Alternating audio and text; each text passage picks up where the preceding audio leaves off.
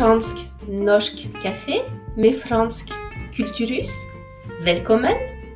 Café franco-norvégien avec Fransk Kulturhus. Bienvenue!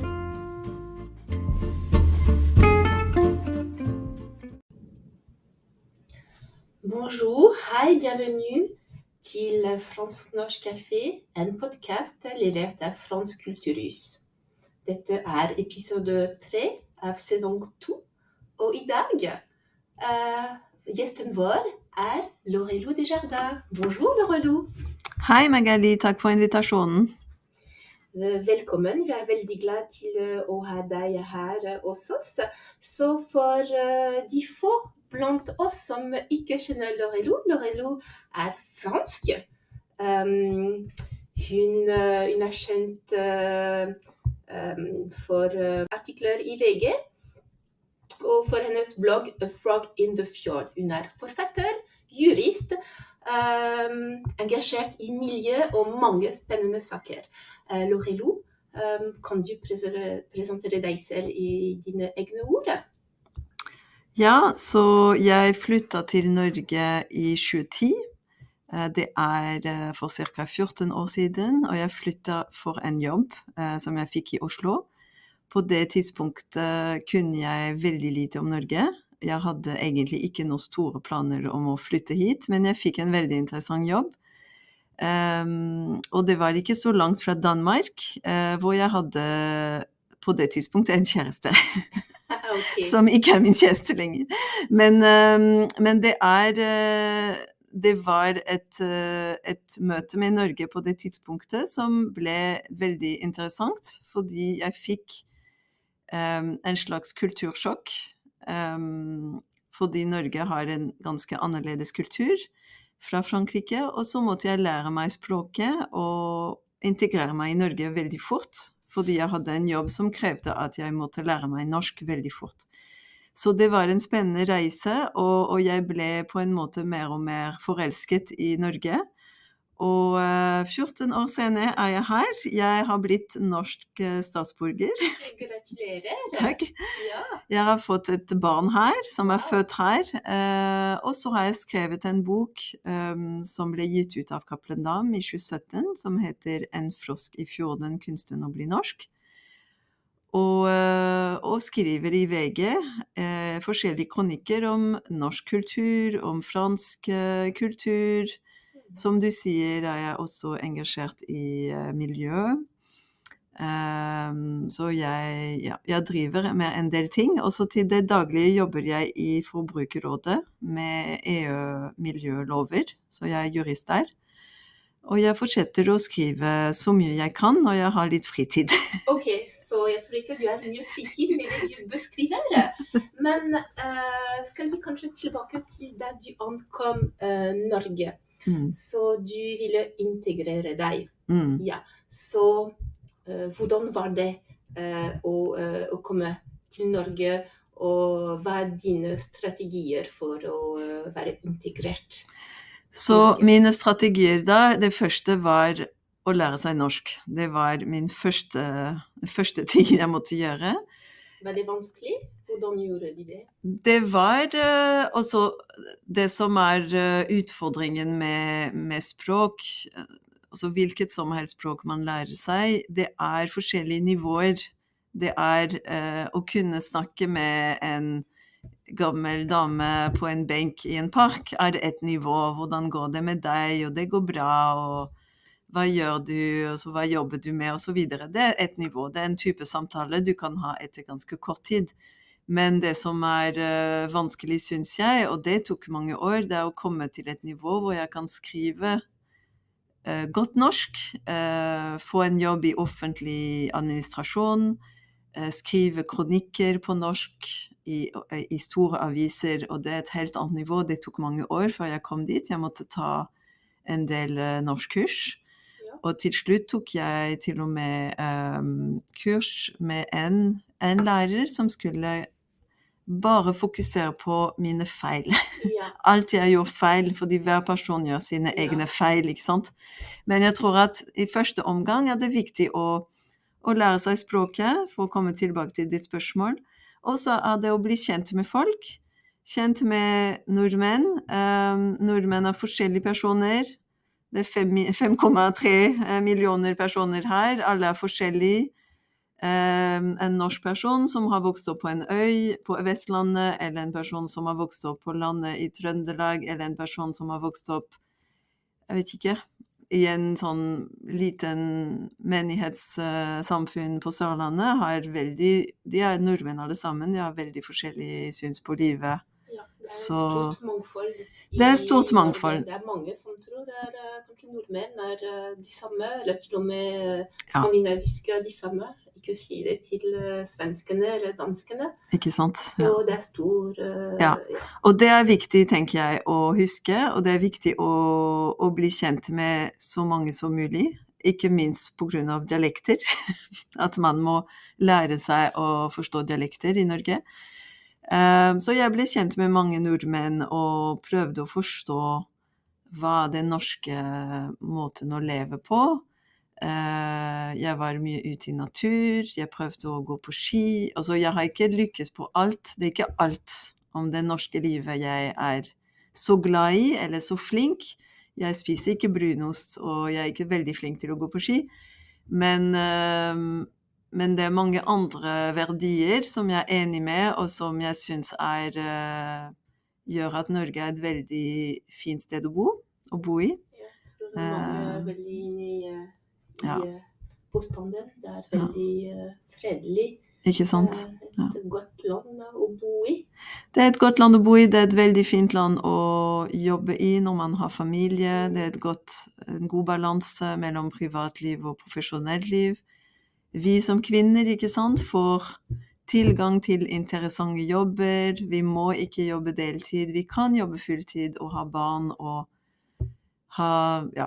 ha en del tjenester fra samfunnet og fra en forståelse fra arbeidslivet som forstår at vi har en familieliv også. Så jeg synes at det en veldig god balanse man får her, og det mye ytringsfrihet i Norge, og det betyr for eksempel at jeg som var ukjent, ikke norsk, kunne få tilgang til aviser. Norske aviser. Et spørsmål, hvordan skjedde det første gang du fikk tilgang til sånne aviser? Det var fordi jeg skrev min blogg, og en av bloggtekstene mine ble viral i USA og i Norge, og da ble jeg kontaktet av Aftenposten som ville publisere min tekst i Aftenposten. Og etterpå fikk jeg også VG og en NRK-ytring som ville publisere tekstene mine og oversette dem. Og til slutt fikk jeg en avtale med VG, så nå skriver jeg bare for VG. Men det har skjedd at jeg har blitt intervjuet av NRK, eller forskjellige steder, om forskjellige temaer. Ikke sant, ja. Om det hyttelivet, eller 17. mai. Når det store politiske valg i Frankrike, får jeg ofte også spørsmål. Nå skrev jeg om streikkultur. Jeg fikk mange spørsmål. Hvorfor det alltid streik i Frankrike? Ja, dette et kulturstrekk som forbausende for de fleste nordmenn. Ja. Og har du noen tips til nordmenn om hvordan de kan få de beste av franskmenn, utlendingene, de neste Lorero som kommer til Norge, for å få det beste ut av dem? Hva kan de gjøre? Det studier som viser at de utlendingene som kommer hit for en jobb, de som flytter hjem eller flytter til et annet land etter vanligvis 2 år, det fordi de ikke har et godt sosialt nettverk. Så ofte har de en veldig god jobb, de har god lønn, men de har ikke venner, og de har ikke et sosialt nettverk. Så jeg hadde sagt at også utlendinger kan gjøre en kjempeinnsats for å integrere seg og lære seg norsk, men vi må også bli invitert inn, ikke sant? På hyttetur, og prøve å få andre å finne ut av hvordan det å bli norsk, å være norsk. Gå på ski, du kan lære dine venner som ikke norske å gå på ski, og invitere dem på på en hytte eller på en fjelltur. Og, ja. Så det jeg husker den første gangen jeg var invitert på hyttetur, og jeg ble servert en norsk frokost, og jeg ble så overrasket, fordi jeg skjønte da at jeg hadde egentlig bare vært hjemme med meg selv eller med andre utlendinger, og jeg visste ikke hva nordmenn spiste til frokost. Til jeg så det bordet med makrell i tomat og laks og, ikke sant? Ost. Ja, noe helt annet enn syltetøy og kaffe og sjokolade. Så det var veldig morsomt, fordi jeg tenkte, men det her det de spiser til frokost hver dag? Og jeg hadde bodd i Norge en del år allerede, og jeg hadde ikke fått det med meg. Og da skjønte jeg det også, fordi jeg hadde aldri blitt invitert i et norsk hjem på det tidspunktet til frokost. Ja, for eksempel. Men så første gang du ga ut din bok, var det på norsk?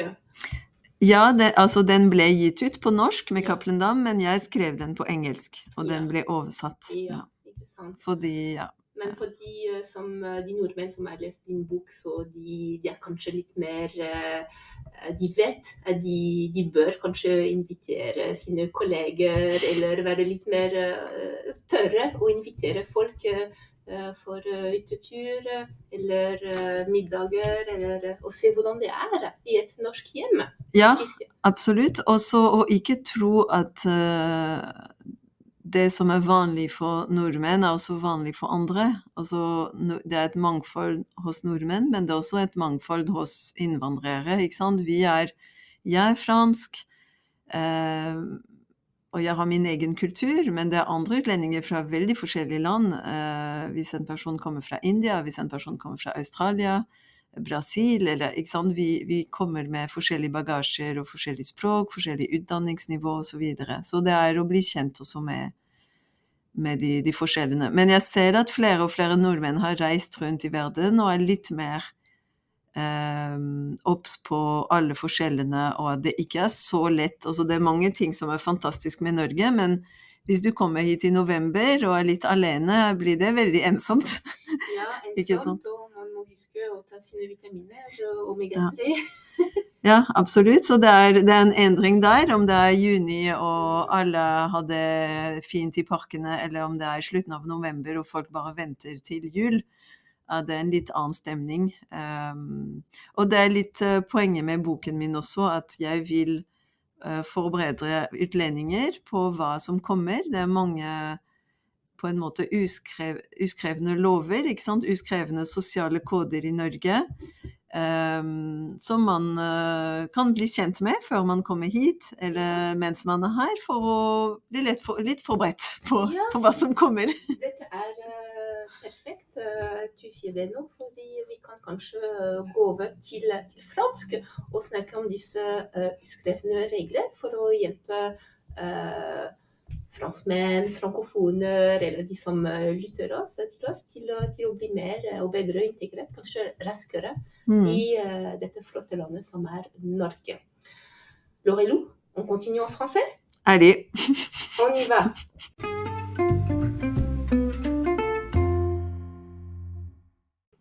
Oui, nous parlons donc de ces codes culturels, ces codes sociaux qui ne sont pas toujours évidents.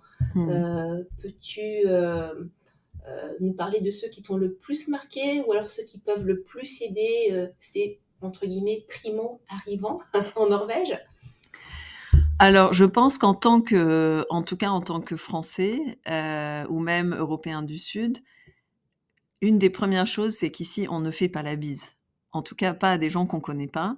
Il y a une manière de dire bonjour qui est plus distante physiquement.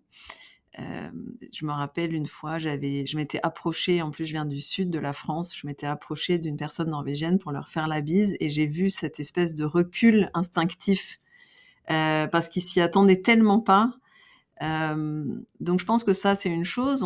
Ici, on serre la main des hommes aux hommes comme aux femmes. Même dans une fête, c'est pas juste au travail. Donc ça, c'est une chose, une espèce de règle sociale. Je te rejoins là-dessus, et puis même même, alors c'est peut-être une tendance qui est un petit peu partie, mais il y avait l'idée de, même pas de se serrer la main, mais parfois de se pencher un peu à la japonaise, pas exactement, mais donc éviter tous les contacts, mais Ouais. et j'avais été très surprise moi-même de voir des personnes, des hommes rock'n'roll avec des longs cheveux, parfois faire le geste un peu japonais comme ça. C'est vrai que on ne se touche pas. Ouais, on ne se touche pas et j'ai remarqué cette différence quand je suis rentrée en France une année, où en fait je touchais les gens beaucoup moins et j'allais pas faire la bise aux 15 personnes qui étaient dans la pièce. Et j'ai même serré la main d'un homme et il m'a regardée comme si... C'est une extraterrestre. Oui, c'est ça. Mais d'où tu viens? Donc ça, c'est une chose. Je pense, dans le monde du travail, il y a une hiérarchie qui existe en France, qui est beaucoup moins marquée ici en Norvège. Je pense que ça, c'est une chose pour ceux d'entre vous qui viennent travailler en Norvège. C'est une des choses dont il faut se rappeler. Ça peut être enfin moi je trouve ça très agréable, mais c'est vrai que c'est une autre structure de société, une autre structure aussi de prise de décision, une culture du compromis. Il y a beaucoup de réunions dans beaucoup d'entreprises et surtout dans l'État. Donc oui, je pense que... Et puis c'est une culture, alors même si les Norvégiens aiment bien dire qu'ils ont une façon de parler qui est très directe, mon expérience, c'est que c'est pas si direct que ça. Les gens tournent un peu autour du pot. Pour certaines choses, surtout les choses un peu négatives, un peu critiques. Et c'est vrai qu'il y a beaucoup de cultures où on est habitué à des gens un peu plus directs, un peu plus francs. Alors qu'ici, en Norvège, ça peut être considéré comme malpoli de juste dire, par exemple, non, je ne suis pas d'accord. Il faut quand même enrober un peu les choses d'une autre façon pour être poli, quoi, je pense. Il faut être diplomate et direct à la fois. C'est ça. Authentique. Un peu plus diplomate, je trouve, qu'en France, j'ai l'impression. Ouais. Je ne sais pas si tu es d'accord avec moi. Oui, je suis tout à fait, je suis tout à fait d'accord. Donc il faut que ce soit kushli. C'est ça. Kushli, c'est un peu le thème, c'est le thème scandinave. Alors, pour repartir sur ton livre, il a été traduit au coin du fjord. C'est une différence quand même dans la traduction du titre par rapport au titre anglais. Au coin du fjord, est-ce qu'il y a des coins dans le fjord? Il n'y a pas de grenouilles? Qu'est-ce qui se passe? Alors, effectivement, le titre initial, c'était A Frog in the Fjord, One Year in Norway. Donc, en français, ça aurait donné, en traduction littérale, une grenouille dans un fjord, une année en Norvège. Alors, j'ai choisi de l'appeler Au coin du fjord, puis en sous-titre, Les aventures d'une Française en Norvège. Alors, la raison, c'est qu'en fait, A Frog in the Fjord, la raison pour laquelle j'ai appelé mon premier livre comme ça, c'est que c'est le nom de mon blog, mais c'est aussi parce que c'est cette image des Français dans le monde anglophone qu'on est appelé des frogs, des grenouilles, parce que selon eux, on mange des cuisses de grenouille, alors que bon, moi, j'en ai jamais mangé de ma vie, mais en tout cas, c'est un peu ce stéréotype, donc je voulais retourner ce stéréotype. Et en plus de ça, il n'y a pas de grenouilles dans les fjords. En fait, c'est pas du tout leur environnement naturel. Donc c'était un peu pour illustrer la position dans laquelle j'étais, c'est-à-dire une grenouille dans un fjord, donc une Française dans un environnement qui n'est pas son environnement naturel en Norvège et qui essaye de s'adapter à cet environnement. Alors une grenouille dans un fjord, pour moi, ça n'avait aucun sens. J'ai un peu testé ce titre sur des gens de mon entourage et finalement, je suis partie pour un jeu de mots. Donc au lieu d'avoir Au coin du feu, qui est un peu un clin d'œil à ce concept de kushli. Donc j'ai appelé ça Au coin du fjord. Et puis voilà, je sais pas, il est sorti il y a pas longtemps, il y a quelques mois, donc on va voir si ce titre fonctionne avec les lecteurs, j'espère. En tout cas, Laurelou nous a apporté un exemplaire de son magnifique livre, qu'on recommande à tous vraiment d'acheter au format papier ou numérique. Notre professeur Camille, qui était sur le blog, enfin sur le podcast il n'y a pas très longtemps, vient de l'acheter. Laurelou, je tiens en main ton magnifique livre et je vois déjà des clins d'œil visuels. Pour revenir aux clins d'œil culturels et linguistiques, les jeux de mots dont tu parles, est-ce que tu as quelques exemples qui pourraient intéresser nos auditeurs? Alors, c'est ça, c'est la traduction en fait de l'anglais au français. J'ai été obligée de la travailler beaucoup à cause justement de ces jeux de mots perdus, parce que c'est quand même un livre un peu humoristique. Et c'est vrai que sans les jeux de mots en anglais et les jeux de mots en français, c'est pas du tout la même chose. Donc par exemple, alors un exemple que je vais prendre qui est le nom d'une Norvégienne extrêmement connue en France, qui s'appelle Eva Joly. En fait, Eva Joly, son vrai prénom, je ne sais pas si tu sais ce que c'est, Vas-y, j'écoute. c'est Gro. Oui, Goulou. Et en fait, en français, ça donne gros. Oui. Et en fait, très rapidement, elle a changé son prénom à un prénom acceptable en français, Oui, qui est Eva. Eva est féminin. Et très féminin, c'est ça. Et en fait, ça, en anglais, ça n'a pas de référence, puisqu'en anglais, grew, grow, enfin, c'est pas vraiment la même référence. Alors que c'est vrai qu'en français, j'imagine, parce qu'Eva Joly avait juste 17 ans quand elle est arrivée en France. Fille au père. Fille au père, tout à fait, et elle est devenue juge. J'imagine ce choc de dire aux gens: «Je m'appelle Gros». Donc c'est une des choses dont je parle. Alors j'ai tout le respect du monde pour Eva Joly, mais c'est vrai que je fais beaucoup de jeux de mots sur les prénoms norvégiens dans ce livre, parce que je pense que les prénoms norvégiens, des fois, sont très difficiles à entendre et à comprendre dans une langue étrangère. Alors en anglais, j'avais parlé du prénom Goat, qui en Gaute en norvégien. Goat en anglais, ça veut dire chèvre. Parce que j'avais un ancien collègue qui m'avait dit je n'en peux plus d'aller dans des pays anglophones. À chaque fois, il pense que je m'appelle chèvre. Donc voilà, donc j'essaye quand même de. Alors je suis jamais méchante, hein, j'espère, mais c'est vrai qu'il y a des petites, il y a des petits clins d'œil comme ça aussi. Il y a des expressions norvégiennes. Par exemple, takk for sist, qui est une expression norvégienne qui en gros veut dire merci pour la dernière fois, qui est quand même quelque chose culturellement, socialement, linguistiquement qu'on ne dit jamais en France. Donc voilà. Surtout ne pas dire takk for alt. Voilà, c'est ça. Beaucoup, Alors ça, j'ai fait cette erreur effectivement, takk for alt, qui veut dire merci pour tout, mais en fait, dans un contexte norvégien, c'est quand on est mort, voilà. En fin de vie, Voilà, c'est ça. Donc c'est vrai que je pense qu'il y a beaucoup de choses intéressantes. Et puis je me moque un tout petit peu des Français. Par exemple, mon premier voyage aux îles Lofoten, je raconte, et c'est une histoire vraie, j'arrive aux îles Lofoten et je demande alors j'étais en vélo seule, je demande à la première personne que je vois et je leur dis est-ce que vous savez où se trouve la ville de Ho? Qui est la ville de Ho, c'est A avec un rond au-dessus qui est le son Ho en norvégien. Et là, je suis tombée sur un Français qui m'a dit Ho, mais il n'y a pas de ville qui s'appelle Ho, il y a juste une ville qui s'appelle A. Et donc en fait, c'est aussi ce clin d'œil de c'est pour ça qu'il faut apprendre une langue en fait, c'est qu'on peut même pas lire une carte. Pire que ça, moi j'ai entendu as. Ah oui, c'est ça. Donc, Au lieu de os. Ouais. Alors, comment continuer à découvrir toutes ces belles choses? Alors, donc mon livre Au coin du fjord vient de sortir en français. Je le vends sur mon blog afroginthefjord.com. Je le vends donc en français, en anglais et en norvégien, en version papier ou en version numérique. Et si vous l'achetez de cet endroit-là, c'est moi qui vous l'envoie personnellement, donc je peux même vous le dédicacer si vous voulez.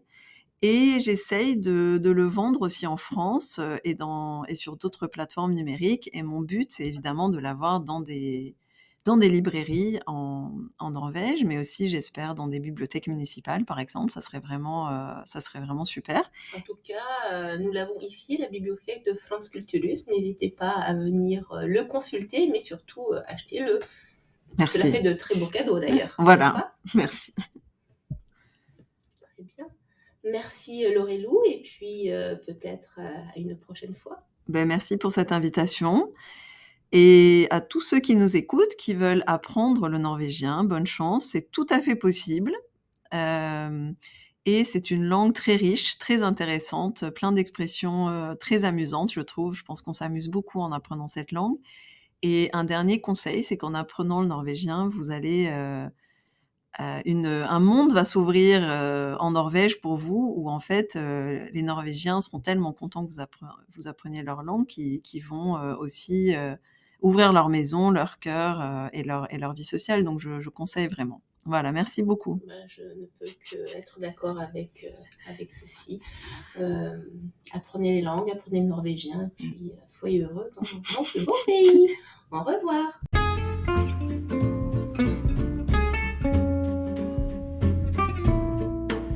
Tack för oss. Vi ses snart. Abonner på podcasten på Spotify, Apple Music eller andre plattformer. Og besøk oss på franskkulturhus.no eller på sociale medier Fransk Kulturhus. Merci, à bientôt. Abonnez-vous au podcast sur Spotify, Apple Music ou sur votre plateforme habituelle et retrouvez-nous sur franskkulturhus.no ou sur les réseaux sociaux Fransk Kulturhus.